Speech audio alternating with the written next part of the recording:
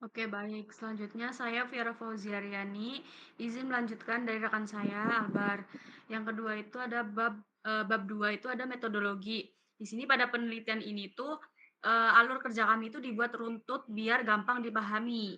Jadi pertama, kami itu mengimpor dataset tahun 2024 yang sebelumnya sudah diproses lewat kode dari dosen. Setelah datanya masuk, kami melakukan data cleaning, kemudian mulai dari cek konsistensi, ubah kategori jadi angka, terus juga normalisasi fitur sampai memastikan nggak ada missing value yang bisa bikin model error. Setelah datanya bersih, langkah berikutnya adalah eksplorasi data. Nah, di tahap ini kami menghitung statistik dasar seperti mean, median, standar deviasi, dan melihat korelasi antar variabel, khususnya variabel yang mempengaruhi quality index, misalnya harga produk, reliability, durability, dan serviceability. Lanjut ke tahap pemodelan. Jadi di sini tuh dataset kami split 80% untuk training dan 20% untuk testing. Kami membangun 2 model regresi. Yang pertama itu ada multiple linear regression, terus yang kedua ada polynomial regression degree degree 2 sampai 6. Selanjutnya itu setiap model dievaluasi menggunakan MSE dan R kuadrat untuk melihat seberapa bagus model menangkap pola datanya. Setelah itu kami membuat model klarifikasi quality grade pakai Nearest Neighbor atau yang biasa disebut itu KNN dengan beberapa nilai yaitu 2, 4, 6, 8. Hasil terbaik dipilih berdasarkan confusion matrix. Nah, tahap terakhir kami itu memakai model terbaik untuk memprediksi kualitas data tahun 2025. Unsen data. Prediksi quality index dari model regresi lalu dikonversi menjadi quality grade menggunakan KNN terbaik. Intinya metodologi ini tuh menunjukkan bagaimana teknik AI dan data analitik bekerja bareng mulai dari pembersihan data sampai prediksi akhir. Sehingga perusahaan Samsul bisa punya dasar keputusan produksi yang lebih akurat. Selanjutnya dilanjutkan oleh rekan saya.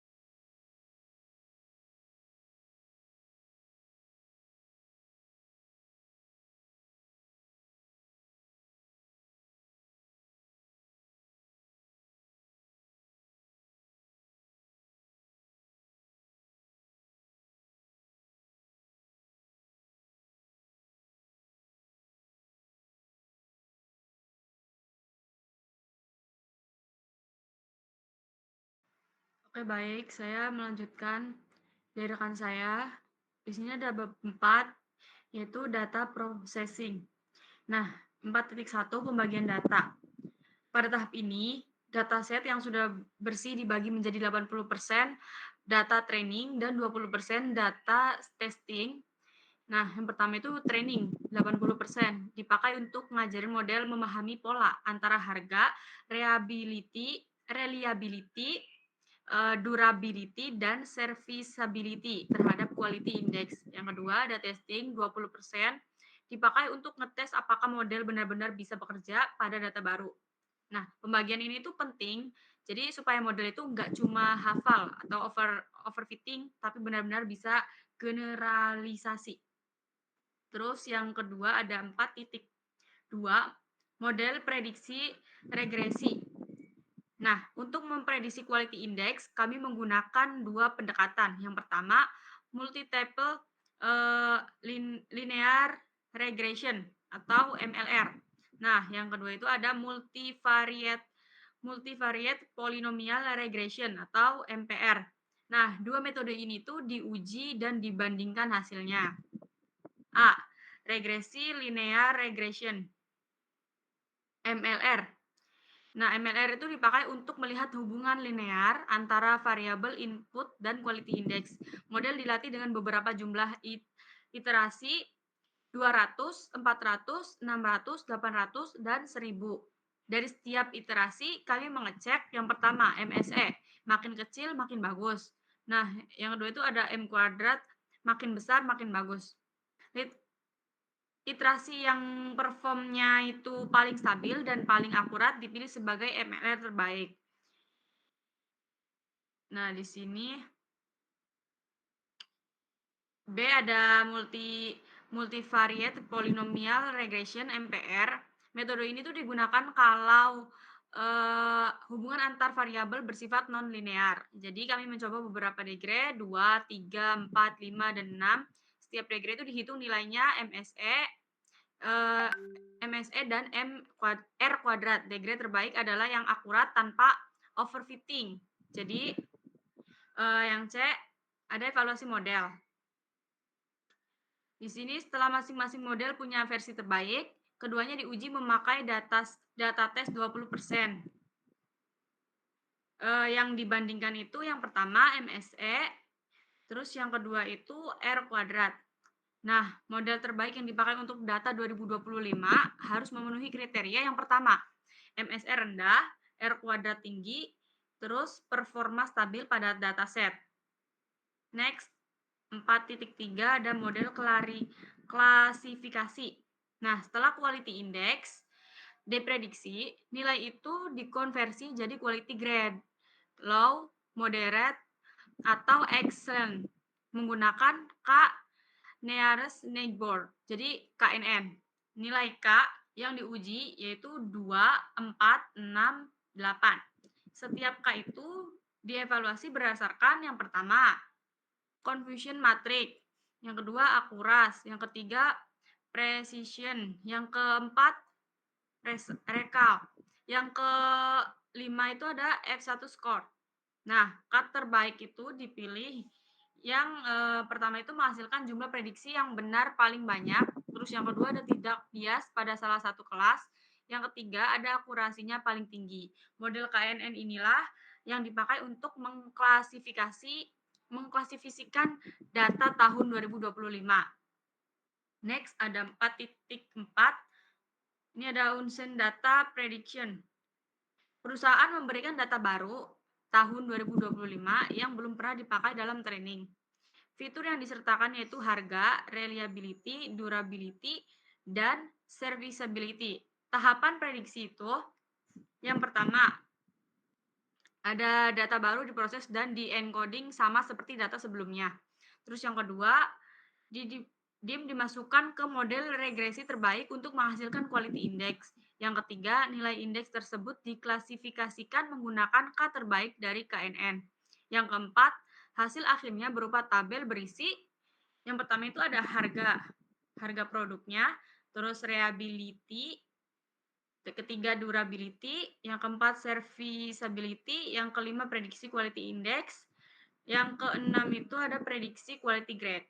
Nah, tabel inilah yang jadi output final. Jadi output final untuk kebutuhan keputusan produksi perusahaan Samsul.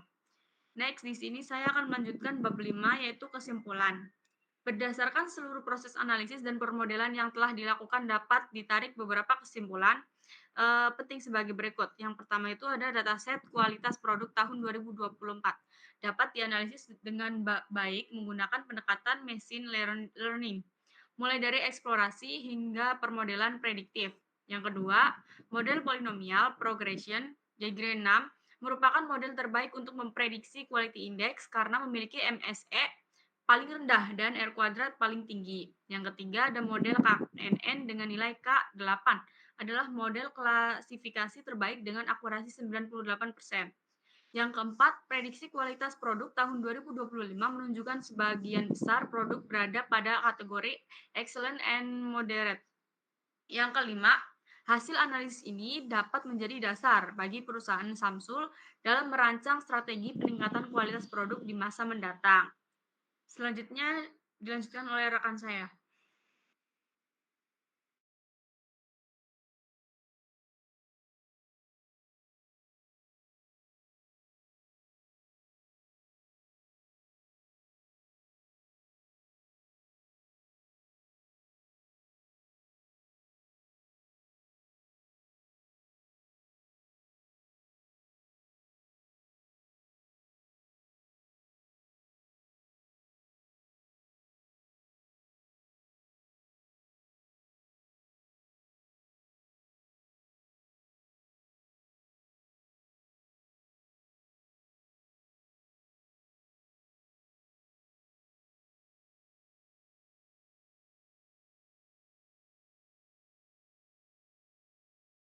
Warahmatullahi wabarakatuh.